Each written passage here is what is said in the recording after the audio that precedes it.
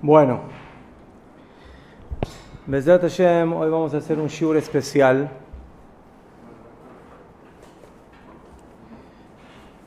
Al cumplirse 84 años del fallecimiento del gran maestro, el gran rabino Avraham Yitzhak Cohen Kook, Zecher Tzadik Libraja.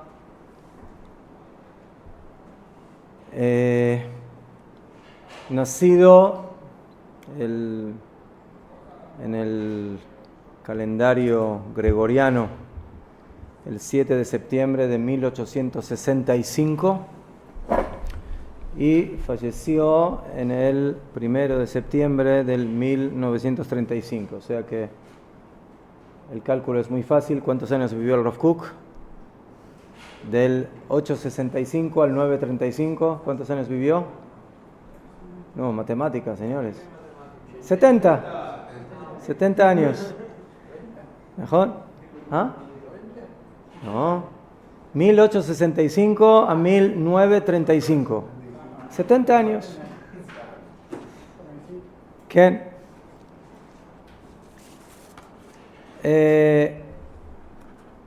Entonces, yo quiero, Bemet, unos minutitos, no más que unos minutitos, hablar un poco de la biografía del Rav Kook y después pasar a hablar un poquitito de algunos de sus escritos, de sus libros tan numerosos y agarrar un pedacito de cada cosa para probar, una probadita de lo que dice el Rav Kook sobre la Torá, sobre Am Israel, sobre Eretz Israel, sobre las Midot, de cada... Como bueno, vamos a poder abarcar mucho en el poco tiempo que tenemos. El Rav Kook nació en la ciudad de Griba, en el Imperio Ruso, lo que era el Imperio Soviético en aquella época. Hoy en día parte de lo que sería Lituania o Latvia. Él fue el hijo mayor, el primogénito de 8 hijos. Su papá, el Rav Shlomo Zalman Cohen Kook. Él fue alumno en la famosa yeshiva de Volozhin, que eran las denominadas la madre de las yeshivot litayot. ¿Sí? Ustedes saben de que en el mundo religioso, haridí, de la Torá, está el mundo lo que se llama hasidí, de los hasídicos, de las hasiduyot, y está el mundo litaí, los que más van de acuerdo a la línea del Gaón de Vilna y demás. El Rav Kook estudió en la yeshiva de Volozhin, pero por parte materna era Hasid. El Rav Kook tenía en su sangre mezcla, por eso salió como salió, una buena mezcla de los dos. ¿Sí? Tenía por parte paterna, ¿sí?, la línea litaí, y por parte materna tenían a la parte la línea hasídica, de Hasidim. ¿Qué? ¿Qué Hasidut tiene la mamá?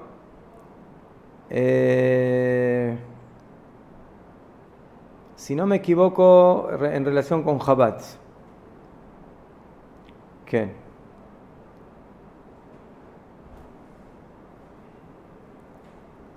¿Qué? Hasidut Chabad. Ya desde el principio, desde su niñez y desde su juventud, se empezó a ver en este joven un genio, un hombre con grandes potenciales. Entró en la yeshiva de Volozhin en el año 1884, cuando tenía 18 años, y ahí se acercó a la yeshiva, al Rosh Yeshiva, el Netziv de Volozhin, el Rav Tzvi Yehuda Berlin, que Y a pesar de que él se quedó en la yeshiva muy poco tiempo, aproximadamente 1 año y medio, fue dicho en nombre del Rosh Yeshiva, del Netziv de Volozhin, que si esa yeshiva se hubiera fundado solamente para que pase por ahí el Rav Kook, hubiera sido suficiente. ¿Qué? Así dicen en su nombre. En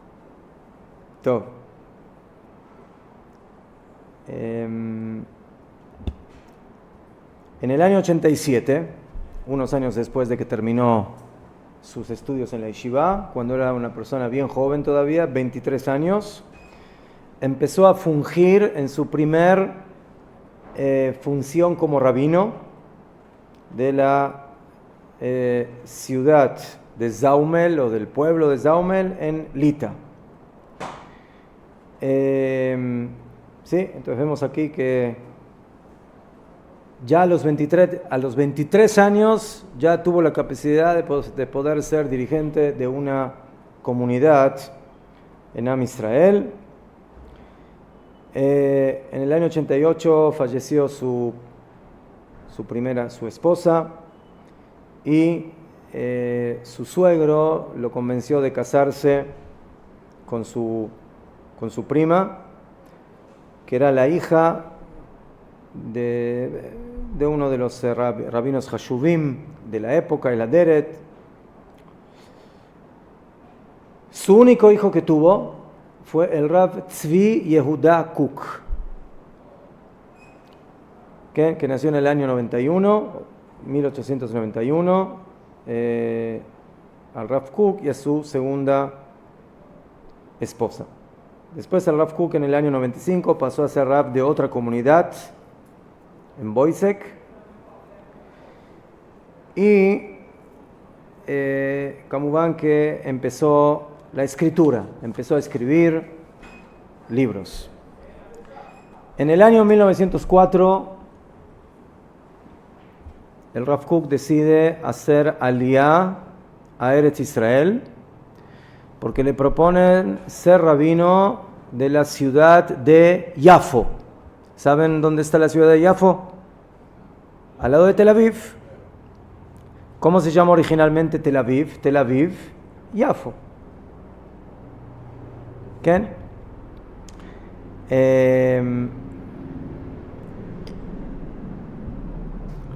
Entonces, básicamente el primer rabinato que recibe el Rav Kook cuando llega a Eretz Israel es en ese año.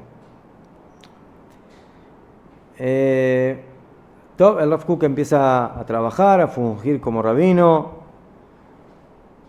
y él empieza a tener relación con las diferentes partes de la gente que vive aquí en Eretz Israel. Después, cuando está comenzando la Primera Guerra Mundial, el Rav Kook había viajado a Europa para una reunión de lo que era una especie de congreso de los Rabbanim de Agudat Israel, de la parte, digamos, religiosa, ortodoxa de los rabinos en el mundo. Pero cuando llega a Suiza, comienza la guerra. Entonces no puede salir, no puede regresar a Israel. Entonces le toca quedarse en Suiza y luego en Londres. En ambos lugares le dieron, por supuesto, posición de rabino. Fungió como rabino. En el año 1916 pasó a ser rabino de una de las comunidades importantes de Londres. Y zeu.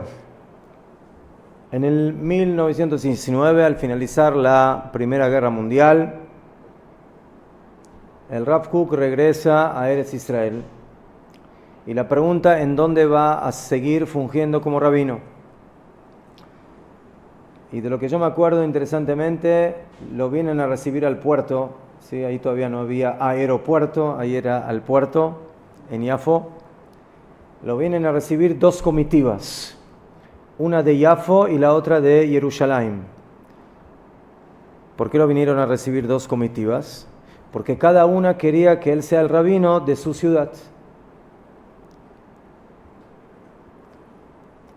¿Y por cuál se decidió el Rav Kook? ¿Ah? No, Jerusalén. ¿Qué? Entonces, la primera posición la hizo en Yafo, pero cuando regresó fue nombrado como el principal rabino ashkenazí de Jerusalén, y después de poco tiempo básicamente fue nombrado como el primer rabino principal de Eretz Israel, completo, de todo Israel. El primer rabino, el primer Rav Rashi ashkenazí, digamos así, de, en ese momento todavía Palestina, sí, como perteneciendo, sí, al gobierno inglés, y eso fue en el año 1921. En el año 24 el Rav Kook funda su yeshiva, que ¿cómo se llama la yeshiva del Rav Kook? Yeshivat Merkaz Arav, en Jerusalén. ¿Qué?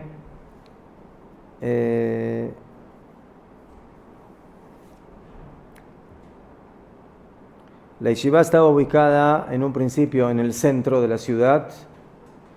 Sí, hay una calle que se llama, ahí al lado cerca de Yafo y Ben Yehuda, que se llama Rav Kook, Rehov Rav Kook. Ahí estaba su yeshiva. Y después la yeshiva básicamente pasó a un edificio más grande que está aquí a 2 cuadras en la calle, sí, principal, la que lleva a la Tajana Merkazit. Mejor ustedes ven en la calle Rav Tzvi Yehuda, enfrente una construcción bien grande. Esa es la yeshiva Merkaz Arav, que básicamente el fundador de ella fue el Rav Kook. Tenemos que entender, el Rav Kook fue un hombre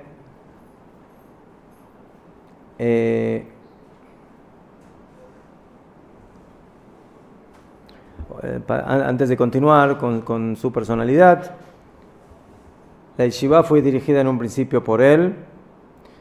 Después de su fallecimiento, la yeshiva pasó a ser dirigida por uno de sus principales alumnos, el Rav Yaakov Moshe Harlap.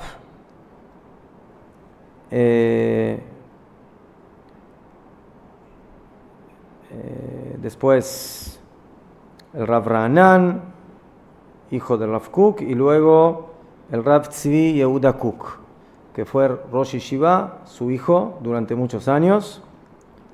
Posteriormente, cuando yo tuve el zehut de estudiar en la Yeshiva, en los años 80, entre los años 80 y 90, para arriba, el Rosh Yeshiva fue el Rav Abraham Shapira, que fue también Rav Rashi, Rav principal de Israel. Y hoy en día el que continúa y es el dirigente, el Rosh Yeshiva, es el hijo del Rav Abraham Shapira, que es el Rav Yaakov Shapira, que Hashem le dé muchos años de vida.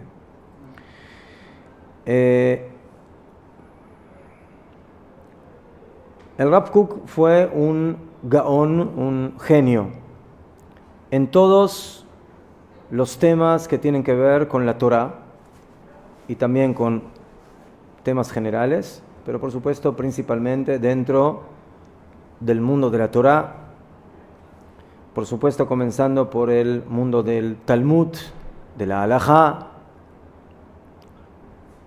en el tema de la filosofía judía, en el tema de la Kabbalah. Un Rav que básicamente sus conocimientos incluyeron todos los aspectos de la Torah: Talmud Babli, Talmud Yerushalmi, Midrashim, Rishonim, comentaristas talmúdicos, Aharonim, Bet Yosef, Shulchan Aruch, escritos cabalísticos de todo tipo, y por supuesto también la parte ideológica, la parte filosófica del judaísmo. Todo esto en una sola persona. Muchos de los rabinos famosos de aquella época decían, en muchos rabinos encontramos ciertos temas en los cuales esos rabinos son genios, pero hay uno que es genio en todos los temas. Ese era el Rav Abraham Yitzhak Cohen Kook. Justamente por su genialidad y su grandeza, también tuvo ideas novedosas que en su momento fueron ideas que quizás no eran las que hasta esos momentos en el mundo tradicional se estaba acostumbrado a escuchar. Y eso es lo que atrajo al Rav Kook, no solamente a gente, por supuesto, religiosa, sino también gente no religiosa. Hasta nuestros días, sus escritos siguen influenciando.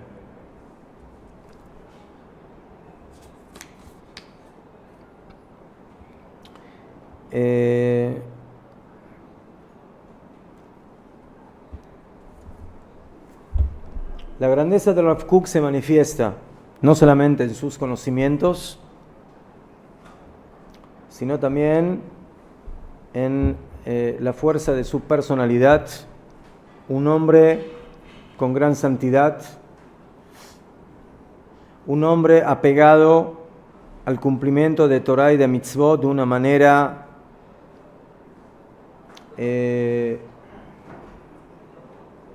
muy especial, muy meticulosa en todos los aspectos. Por supuesto que para el Rav Kook la halajá era lo primero, el cumplimiento de Torah y de mitzvot, el apego a Kadosh Baruj Hu, grandes midot, grandes cualidades, un gran amor a Ahavat Israel gigantesca por cada yehudí.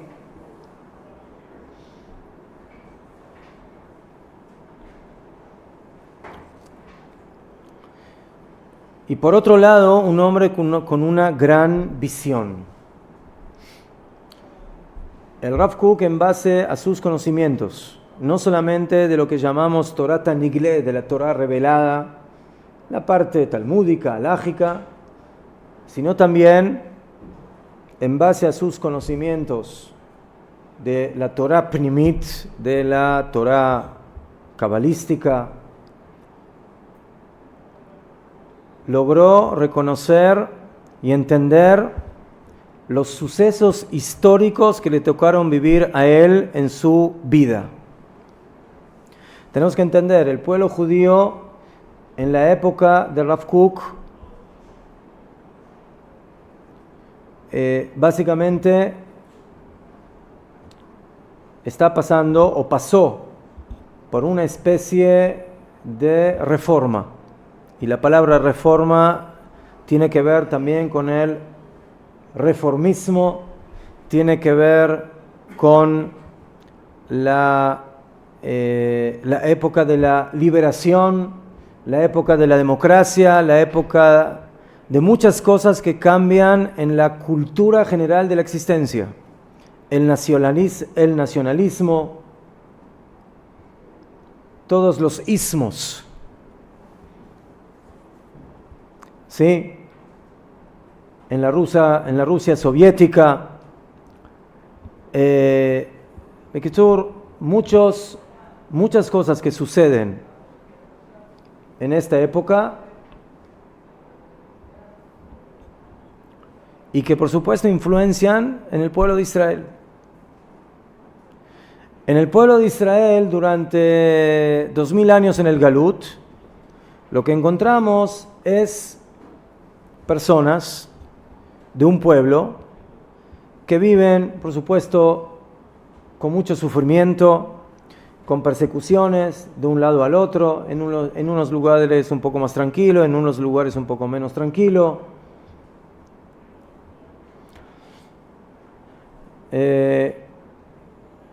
Pero siempre está ahí marcado el pueblo judío, el pueblo de Israel.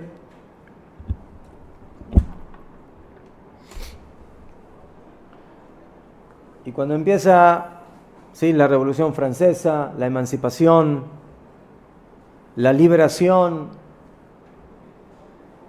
entonces, eso afecta también a los judíos. Y cuando se empieza a hablar de que la religión, en forma general, es opio o es algo negativo, entonces eso sin ninguna duda no saltea al pueblo judío. Y por eso empieza una época donde básicamente empezamos un proceso de lo que llamamos Giloniut. ¿Qué es un hombre Giloní? ¿Qué es un hombre Giloní? ¿Ah? No. ¿Ah?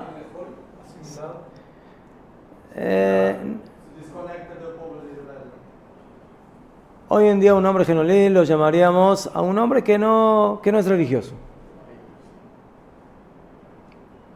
No. Es un hombre Giloní, en forma general. La Giloniut no era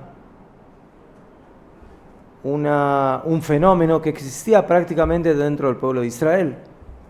Pero en los últimos 200 años, cuando comienza todo el movimiento de la emancipación, de la liberación, de los derechos humanos, de todas esas cosas que históricamente comienzan a suceder, donde se abole la esclavitud, donde empieza a haber más igualdad entre hombres y mujeres, etcétera, etcétera, donde las mujeres empiezan a estudiar, donde se empieza a desarrollar todo el mundo tecnológico. Entonces, por un lado, eso provoca las universidades, eso llama la atención también al pueblo judío. Pero por otro lado empiezan movimientos como el movimiento sionista, movimientos nacionalistas. Sí, ya un poco más tarde estamos hablando de, mejor, que es el movimiento nazi. Es un movimiento nacionalista en Alemania. Entonces, como van esto en forma muy general. Y el Rav Kook tiene la capacidad, y así lo escribe en sus libros, de poder analizar todos estos fenómenos no a nivel solamente sociológico, o político o cultural, sino también a nivel espiritual. ¿Por qué el movimiento sionista de regresar a Eretz Israel se despertó ahora? ¿Por qué no hace 1000 años? La tierra de Israel durante 2000 años está totalmente desolada o prácticamente desolada, sin existencia de pequeñas comunidades judías. Y de repente hay un despertar. Como van, eso no comienza en ese momento, también eso es algo que se va desarrollando históricamente. Los alumnos del Gaon de Vilna, alumnos del Baal Shem Tov, o sea, ya las cosas se desarrollan de alguna manera ya anteriormente, pero adquieren mucha más fuerza en los últimos 150 años, donde empieza el movimiento sionista, empiezan a haber congresos sionistas, empieza Herzl y todo lo demás. El Rav Kook, a pesar de que todo eso aparentemente no tiene nada que ver ni con rabinos, ni con religión, ni con judaísmo, ni con Torah, él dice, no, esto, ¿cómo? El pueblo judío está sufriendo aquí, está viviendo cambios históricos tan fuertes, y esto no puede ser una casualidad.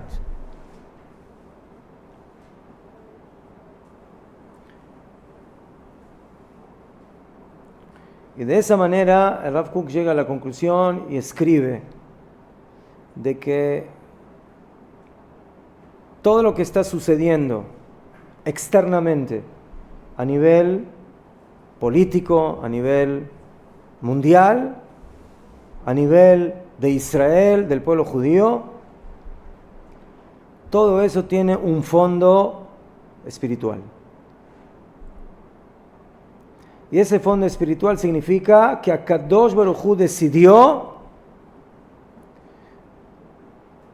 de que comienza el proceso de la Geula, que comienza un proceso de redención, que como van es un comienzo, y que Baruch Hashem cada vez estamos avanzando más en ese proceso, pero esa es la idea.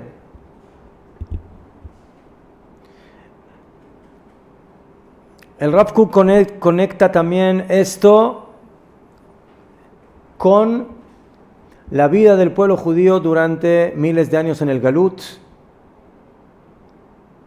En su libro Orot, el Rav relaciona al judaísmo con el mundo cristiano donde nos desarrollamos.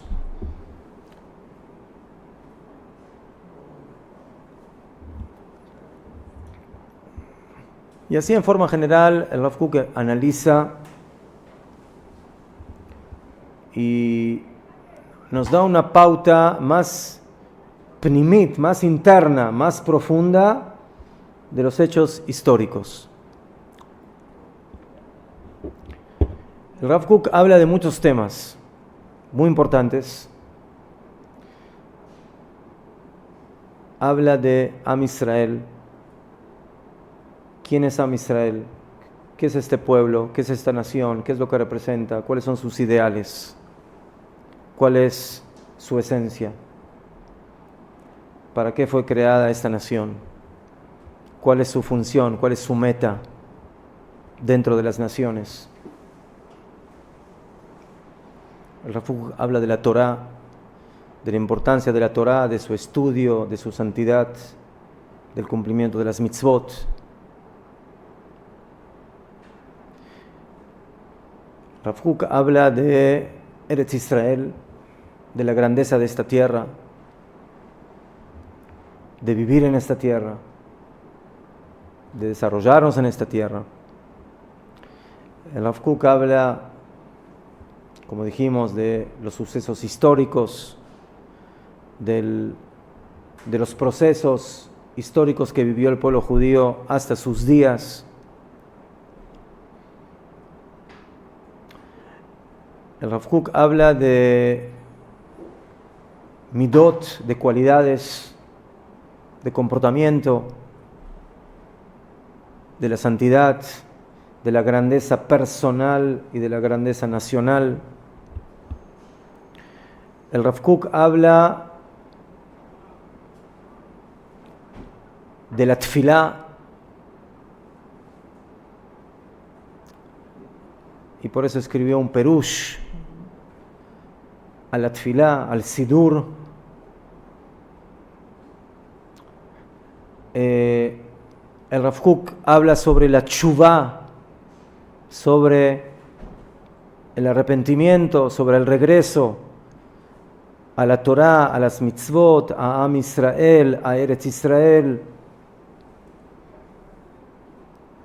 Eso lo escribió en su libro Orot HaTeshuvah, que ustedes estudian aquí todos los miércoles con el Rav Naon.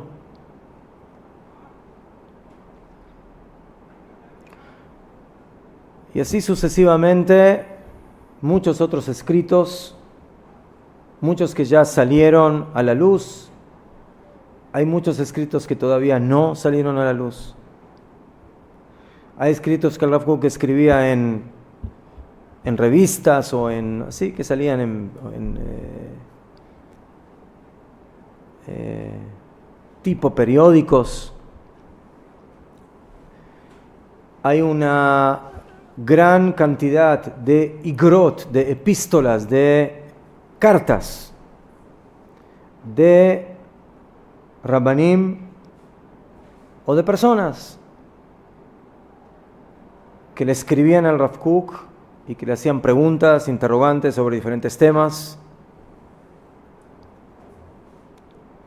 Y hay varios tomos de esas cartas, mejor dicho, de esas respuestas que él daba a esas cartas, a esos interrogantes.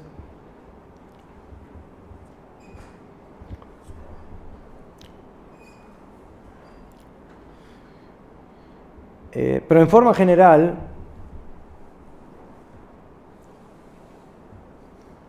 los libros de Rav Kook siempre tienen algo que ver con la palabra or, luz. Por ejemplo, Rav escribió un libro que se llama Orot, luces. Orot.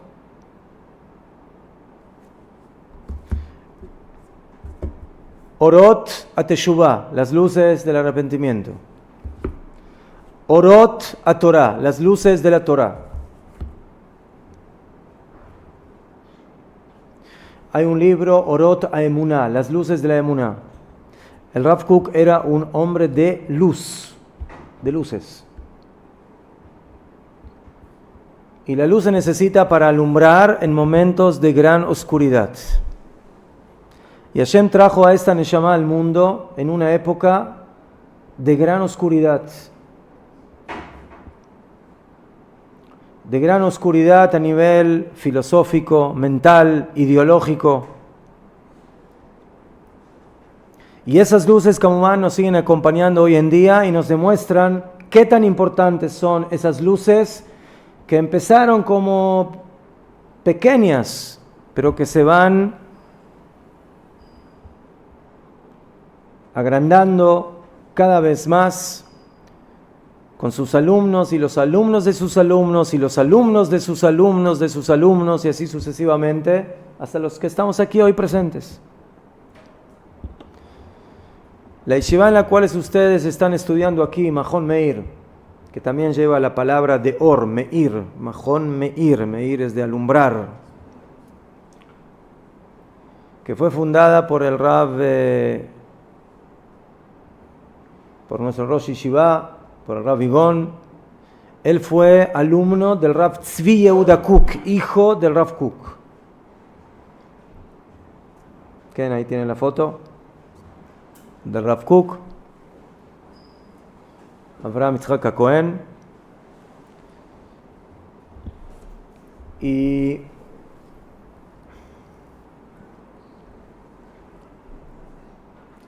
Y este lugar fue fundado justamente para el tema del acercamiento a la Teshuvah, a la gente que quiere buscar el judaísmo, a los jóvenes que quieren acercarse más a la Torah y a las mitzvot, reforzar su identidad judía.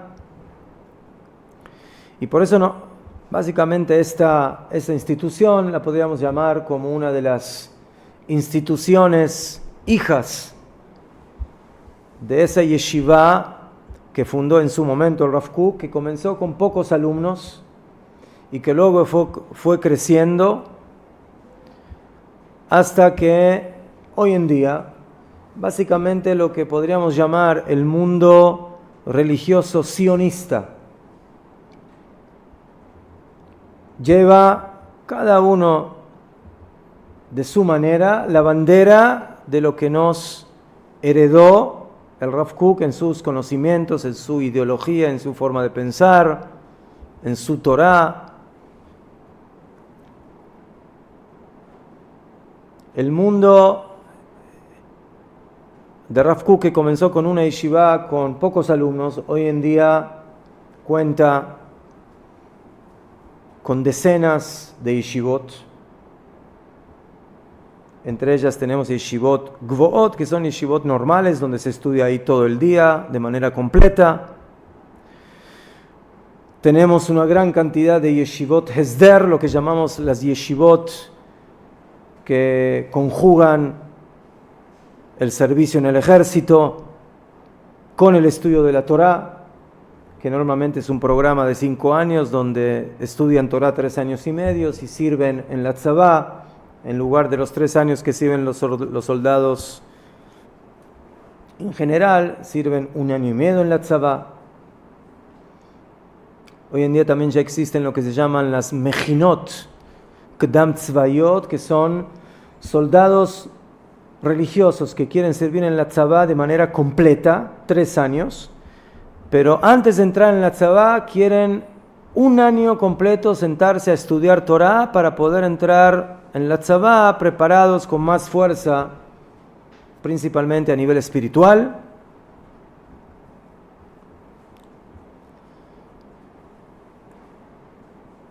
A eso tenemos que agregar las yeshivot tijoniot, lo que llamaríamos ya las escuelas primarias, secundarias, que Kamubán también básicamente se dirigen de acuerdo a esta ideología, a este camino.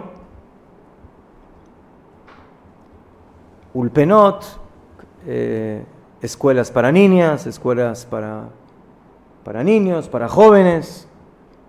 Midrashot, Mahon Meir tiene una midrashá paralela, femenina, Mahonorá, y así hay muchas otras, y así sucesivamente. O sea, lo que comenzó con una persona,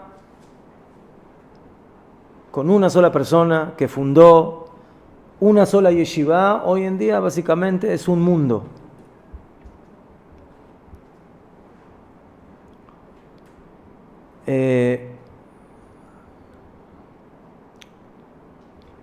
Entonces, en los pocos minutos que nos quedan hasta Minjá, por supuesto que todo lo que hemos dicho es en forma muy general. El Rav Kook escribió muchos libros sobre muchos temas halágicos, de pensamientos, ideológicos. Entonces yo tomé aquí 4 libros, agarré, digo, a ver, ¿qué agarro? Entonces de cada uno vamos a leer una cosa en el recuerdo de su alma, de su fallecimiento. Orota Torah, las luces de la Torah. En este libro, pequeño libro en cantidad, pero grande en calidad, el Rav Kook toma diferentes temáticas que tienen que ver con la Torah. Por ejemplo, la Torah escrita, la Torah oral. Segundo tema, el estudio de la Torah lishma, leshem shamaim. Estudiar Torah con la intención fidedigna, original, de estudiar Torah no por interés. Otro capítulo, los detalles de la Torah y las generalidades de la Torah. Otro capítulo, toda la Torah completa. La Torah incluye muchas cosas. Incluye alajá, incluye agadá, incluye la parte revelada, la parte oculta, las letras de la Torah, el estudio de la Torah. Entonces, está de casualidad. Agarramos un pedacito de lo que dice el Rav Kook en este libro, en el capítulo 6, inciso 10. Y él dice así: así como una persona sana que desea la vida, una persona sana quiere vivir. Si no quiere vivir es porque está enfermo. Llámenla enfermedad psicológica, llámenla depresión, llámenla como quieran. Una persona sana quiere vivir y no le busca motivos al por qué quiere vivir. A ver, ¿por qué quiero vivir? Quiero vivir No, quiero vivir porque Hashem me dio la vida y por eso quiero vivir. Después tengo que buscar qué hacer en la vida, cómo comportarme en la vida, qué ideales aplicar en la vida. Pero para la esencia de la vida no se buscan motivos o pruebas. Pero la persona que tiene una enfermedad psicológica, dice el Rav, que está por quitarse la vida, que está por suicidarse, entonces el Bemet pone en duda el por qué hay que vivir. Cuando una persona está en duda de por qué quiere vivir o por qué o para qué vale la pena vivir, es porque hay un defecto psicológico en su existencia. Dice el Rav, un Yehudí sano ama a la Torah.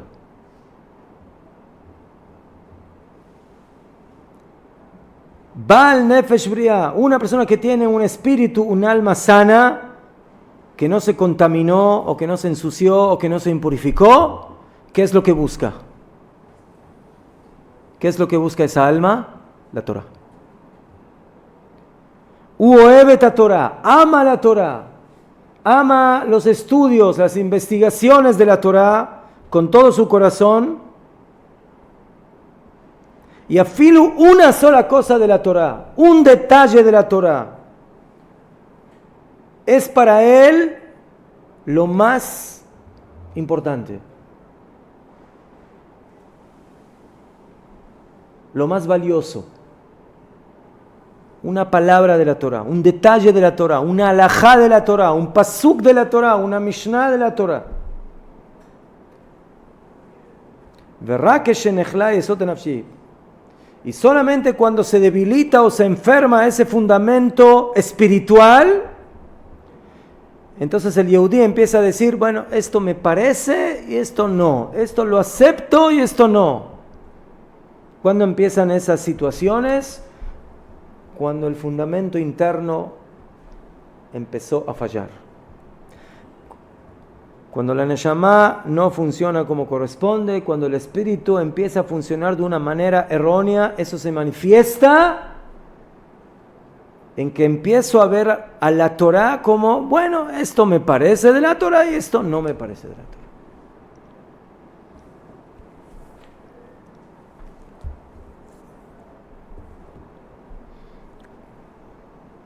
Un ejemplo. Otro escrito del Rav se llama Midot Areiyah. Además de las palabras, acuérdense, orot, luces. Muchos de los libros de Rav Kook se llaman algo Hareiyah. Reiyah son las iniciales. Reiyah, Rav Avraham Yitzhak HaKohen. Reiyah. Reish, Aleph, Yud, Hei. Reiyah. Reiyah también viene de visión. Pero son las iniciales de Rav Avraham Yitzhak HaKohen.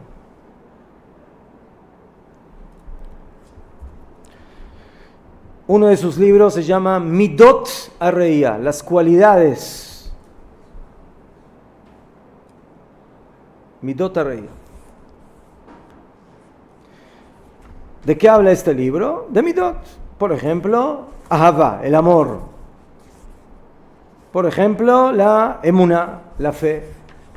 Por ejemplo, la Ga'avá, el orgullo, la soberbia. Por ejemplo, la Irá, el temor. Kavod, el honor. Kaas, el enojo. Y así otras cosas. Entonces yo elegí leer Dafka no del Kaas, sino de Ga'avá. Nosotros cuando hablamos de la soberbia, ¿de qué hablamos normalmente? De algo repugnante. El soberbio, el orgulloso, el que se cree así más que todos. El Rav Kook, en su forma novedosa y magnífica de ver las cosas, nos enseña que no siempre la Ga'avá es algo negativo. La soberbia, como todo en la vida, hay cosas que son malas, pero no puede ser de que hay algo que Hashem creó que no tenga un punto positivo. Eso es algo que hay que entenderlo en general. Hay cosas que en su generalidad ciertamente son negativas. La soberbia en su generalidad es negativa. Pero todo lo que Hashem creó es para bien. Entonces, tiene que haber una chispa, tiene que haber algo, un aspecto de la soberbia y del orgullo que sea positivo. Dice el Rav. Se necesita hacer una revisión muy seria en lo que se refiere a la esencia del sentimiento del orgullo.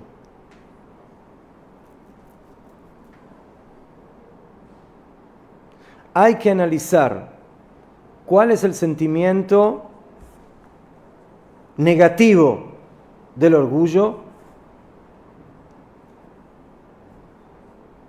que básicamente le provoca al hombre vivir en el mundo de la imaginación, donde prácticamente él es el Dios, y por eso lo que le provoca esa ga'avá, ese orgullo, es básicamente pensar que lo único que existe es él, y eso provoca un separamiento, una división de él y su Dios. Pero hay que saber diferenciar entre ese sentimiento de orgullo y de soberbia que provoca separación de Hashem,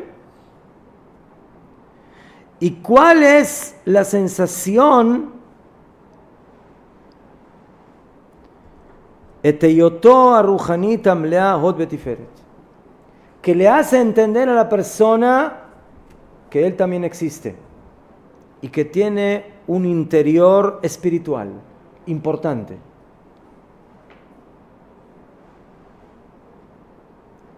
¿Qué quiere decir el Raf? Muchas veces una persona se llena de orgullo personal, de darse una palmadita en la espalda. ¿Cómo se llama eso? Seguridad. O sea, uno se siente seguro, se siente bien, se siente fuerte. ¿Esa sensación es buena o es mala? ¿Ah? ¿Es mala? Bediuk. Eso se llama, como dijo Yitzhak, autoestima. ¿La autoestima es buena o es mala? Es muy buena. ¿Verdad? Entonces a veces una persona puede sentir algo que aparenta ser soberbia, que aparenta ser orgullo, pero en realidad no lo es. Cuando uno lo analiza seriamente se da cuenta que lo que siente no es soberbia, no es de que él quiera ahora empezar a pisotear a todo el mundo. Lo que él siente es autoestima, seguridad personal. Y esa seguridad le da a él fuerza de poder estudiar mejor, cumplir mejor las mitzvot, acercarse más a Kadosh Baruj Hu. Eso ilumina su alma.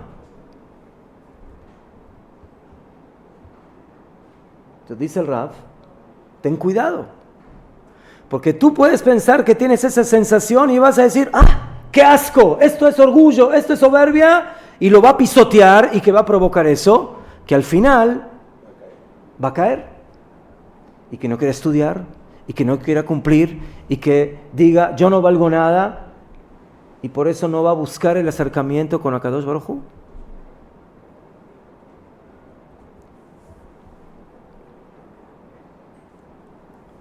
Eso le va a traer tristeza, depresión, falta de autoestima, falta de valorización personal. Entonces dice el Rab, ten cuidado. Aquí el orgullo es algo que te ayuda, que te da vida, que te da existencia, que te da luz. Entonces nosotros no lo vamos a llamar a eso orgullo, no lo vamos a llamar a eso soberbia, lo vamos a llamar grandeza, lo vamos a llamar autoestima, lo vamos a llamar luz interna. Entonces dice el Rav, mire, aquí tienes un ejemplo, no es blanco y negro.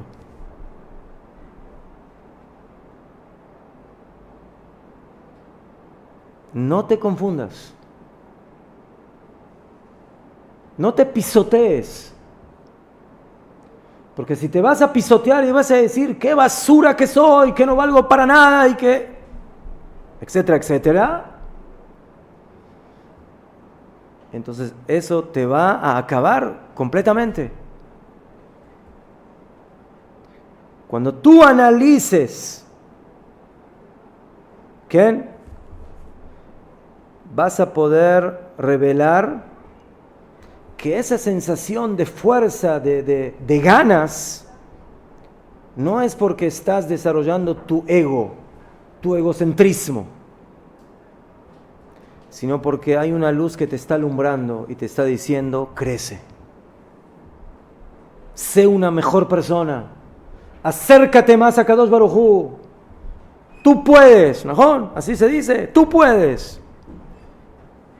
Sí, date una palmadita. Dite a ti mismo, tú vales la pena, no te dejes caer. Entonces, una persona que no analiza las cosas correctamente puede caer en el error y pensar, yo soy orgulloso. Dice el Rab, no eres orgulloso. Pashut Meot, quieres crecer sanamente y acercarte a Hashem. Un ejemplo.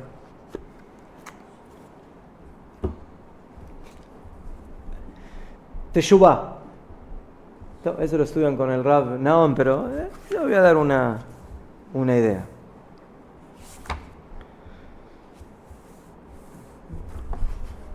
Uno de los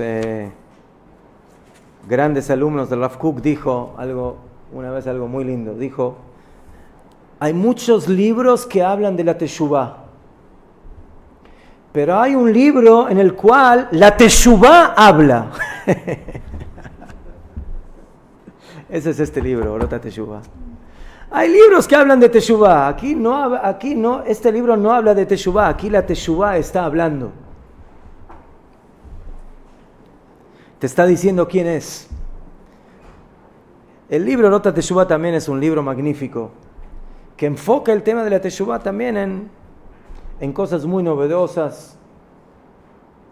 Cuando Rav Kook nos hace entender de que la Teshuvah, por ejemplo, no es solamente un tema personal, sino que es un tema nacional. La Teshuvah no solamente es de cada individuo, la Teshuvah se va a manifestar en toda la nación en forma general. La Teshuvah no solamente es práctica en los hechos. Una persona que piensa, que analiza, que decide hacer Teshuvah, el Ram nos enseña, eso ya es Teshuvah. Pero rega, todavía en la práctica no cambia nada, no importa, ya te decidiste. Ya tomaste la decisión que quieres hacer el cambio. Pero todavía no lo hice, no importa. Ya estás en el mundo de la Teshuvah. En el pensamiento, en la idea. El Rab habla de la Teshuvah física, de la Teshuvah intelectual, de la Teshuvah espiritual, de la Teshuvah de las Midot. Pero el Rab en el capítulo 14 habla de algo muy interesante. Normalmente nosotros enfocamos a la Teshuvah como corregir lo malo. Hice algo malo, tengo que hacer Teshuvah. Dice el Rab, lo najón. La Teshuvah no solamente es de lo malo, la Teshuvah también es de lo bueno. ¿Teshuvah de lo bueno? ¿Cómo se hace Teshuvah de cosas buenas? Hoy me levanté para hacer tefilá. No, tienes que hacer Teshuvah de tu tefilá. ¿Cómo? ¿Qué? ¿Hice tefilá? Hoy estudié Torah. ¿Qué? ¿Teshuvah de cosas buenas? Dice el Raf. Así como hay que elevar a las cualidades y los pensamientos negativos a su raíz, corregirlos, cambiarlos, pulirlos, para corregirlos y para endulzarlos, de la misma manera hay que elevar a las cualidades y a los pensamientos pequeños, a pesar de que son buenos, pero no están en un nivel de grandeza y de iluminación a su raíz. O sea, el Rab dice, pasar de la mediocridad a la excelencia, ¿eso cómo se llama? Teshuvah. Teshuvah no solamente es transformar algo malo en bueno. Tú puedes tener algo que es bueno, pero es mediocre. ¿Cómo está tu tefilá? Ahí, Baruch Hashem. Hashem no quiere que tu tefilá esté ahí. Hashem quiere que tu tefilá esté ahí. Poca kavaná, más kavaná. Menos estudio, más estudio. Poco gesed, más gesed. ¿Hacer poco gesed está bien? Está muy bien, excelente. Yo quiero más. No solamente más en cantidad, también más en calidad. Y dice el Rav, y si te vas a hacer una pregunta, ¿qué le trae más fuerza al mundo? Cuando lo malo se transforma en bueno o cuando lo mediocre se transforma en excelente. Dice el Rav, tienes que saber, corregir lo malo es muy bueno, pero lo que le da la verdadera fuerza a la existencia es que el hombre no se conforma con su mediocridad, sino que siempre busca crecer, busca mejorar, busca desarrollarse. El primer paso es, bueno, ¿sabes qué? Estabas en menos, ahora súbete al más. Estabas en lo malo, ahora estás en lo bueno. Pero dice el Rav que Shem Shemoilim la Olam, así como le damos al mundo, cuando elevamos las midot, las cualidades y los pensamientos caídos, o sea, malos. De esta manera y más todavía servimos al mundo cuando elevamos las midot, las cualidades y los pensamientos pequeños, que son buenos, pero son pequeños. Hashem quiere grandeza, eso es lo que Hashem quiere. No te quedes en la pequeñez, en la mediocridad, busca elevarte. Entonces aquí el Rab nos da otra enseñanza, otra perspectiva de lo que es la teshuvah. Deja la teshuvah de lo malo, eso vadai que hay que hacer teshuvah. Pero hay otro tipo de teshuvah. Estás andando bien, pero un poco lento.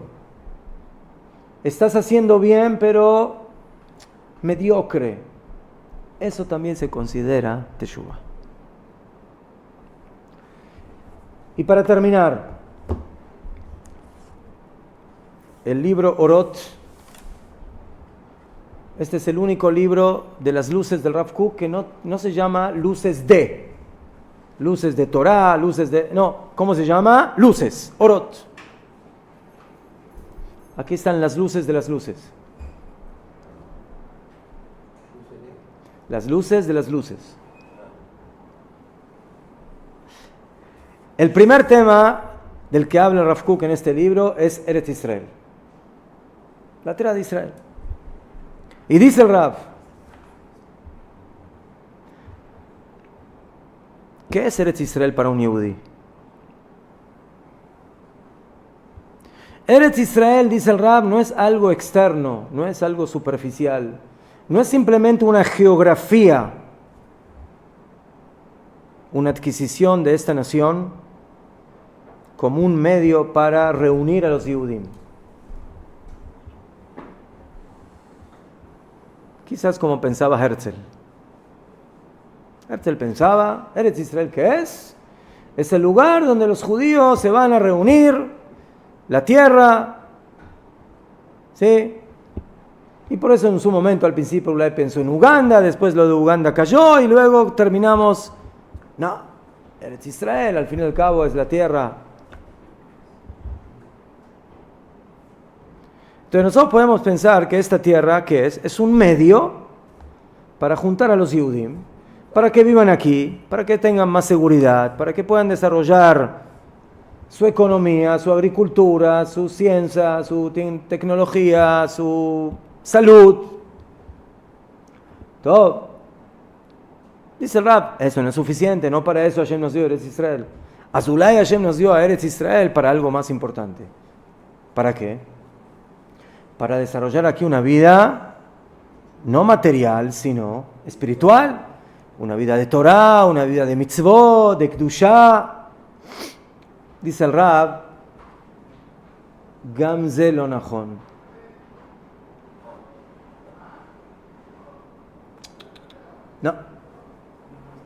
No. La tierra de Israel, Hashem se la dio al pueblo de Israel exactamente como Hashem básicamente creó a cuerpo y alma. ¿Por qué Hashem le dio al alma un cuerpo? ¿Por qué? ¿Por qué no dejó Hashem al alma solita sin cuerpo? ¿Por qué el alma necesita cuerpo? ¿Ah? No puede existir. Pero no solamente eso. Para poder manifestar, ¿sí? Cristalizar la existencia de Dios, la existencia de Akadosh Baruj Hu, la relación de cuerpo y alma, básicamente son los dos lados de una misma moneda. No existe cuerpo sin alma como no existe alma sin cuerpo. Dice el Rab, de alguna manera, algo parecido. La tierra de Israel para nosotros no es una geografía técnica. No es algo, no es un medio. Es parte de nuestra misma esencia. El pueblo de Israel fuera de Eretz Israel es como alma sin cuerpo. El pueblo judío vivió 2000 años como alma en el Galut. Volvemos a Eretz Israel y empezamos a tener cuerpo. Como dice el profeta Yehezkel, ¿qué va a pasar cuando haya Tchiyat HaMetim? Cuando los huesos, ¿no? Eso es Bediuk, lo que simboliza Eretz Israel.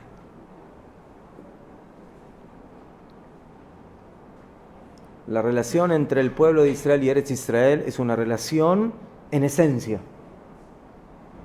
Y por eso realmente fuera de la tierra el pueblo de Israel prácticamente se podría definir no como pueblo, sino como personas, individuos. Muchos Yehudim. Pero el concepto esencial de nación, de pueblo, ¿en dónde se manifiesta? Aquí, en esta tierra. Entonces aquí nuevamente el Rav Kook nos da su visión de lo que significa Eretz Israel para Am Israel. Eretz Israel no es un medio para algo, es la misma meta, es la misma finalidad de la existencia del pueblo de Israel. Y así tenemos que ver.